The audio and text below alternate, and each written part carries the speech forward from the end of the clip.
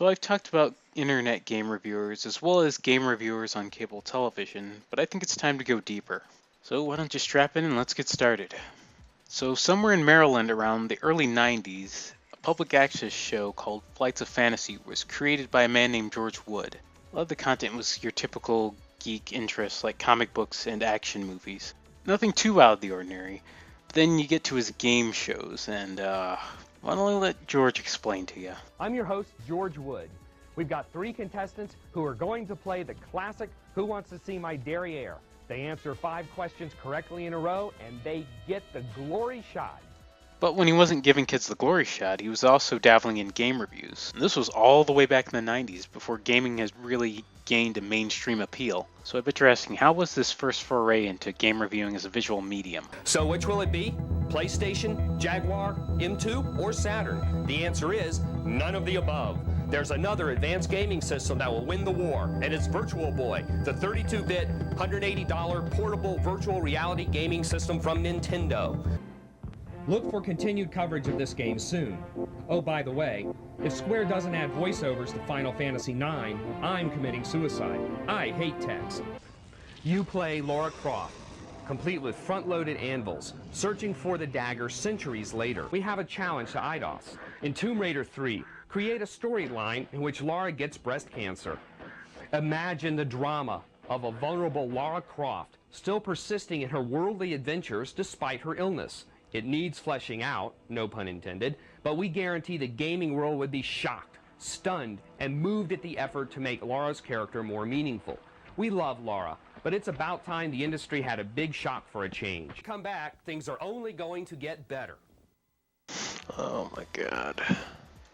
PS1 getting beaten out by the Virtual Boy.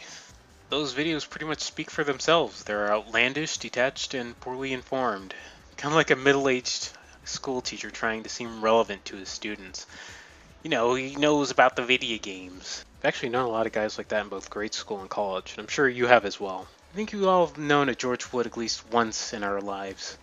To move, prepare to visit several places. A clubhouse, arcade, burger shop, theater, Loch Ness Lake, dinosaur museum, hospital, drugstore, that too. Stonehenge, a police station, library, a park, city hall, preschool, a bakery, laboratory. Okay, thanks. We got it, George Wood. Got it, thanks. But I think his reviews became transcendent at one point, to where they would just become pure awesome. In fact, a lot of his early stuff didn't really seem like they were reviews. They were just like these weird walkthroughs where he would just like talk about certain points of the game, rather than giving an actual critique.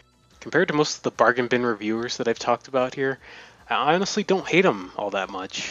I really like his overall cadence. It's very monotone, but at the same time very ecstatic, almost like he really enjoys talking about games even though he knows next to nothing about them. Yes, this Doom is not much different in terms of gameplay from previous Dooms, but the enhanced graphics allow this same gameplay to become a new experience nonetheless. The choice should be simple.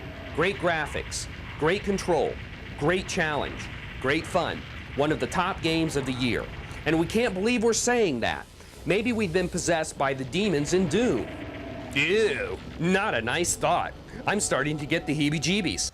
Naturally, all these videos would resurface on the internet decades later, when the National Academy of Video Game Trade Reviews found his videos and compiled them onto their YouTube channel, in a new series called Gaming in the Clinton Years, which gained the ire of many people within the gaming community. Their most notable detractors being Slow Beef and Diabetes from the Let's Play critiquing channel known as Red Soup Puree. For a time, George Wood was gaining a lot of notoriety and infamy from Navigator sharing his videos. He was kind of like gaming's version of Tommy Wiseau, except he had some sort of self-awareness. There was even a rumor that he had died around 2006 of a drug overdose, but it was proven to be a hoax in 2009 when he appeared on a public access talk show in Maryland. Some people say that this rumor was drummed up by Navigator in order to gain more popularity off of his death, but it's not really known for sure. As for his current whereabouts, he occasionally goes to cons with Navigator. His most recent one was last year at PAX. And so that was George Wood. Even though I don't really like the guy's content, there's something about it, the way he carries himself, that I really enjoy. In the mock interview that he did with Navigator, he seemed to really know how to play along and not take things so seriously. I know this may sound crazy, but I hope one day I can kind of learn to be more like George Wood when I grow older. Thank you for watching, and maybe next time I'll actually have something out at a reasonable date. And I also got to work on a holiday special. Anyways, see ya. You're looking at my titties. You looking at my titties, George? What? No? What? Well, I can see that little pea brain ticking and you're scheming up a breast cancer ad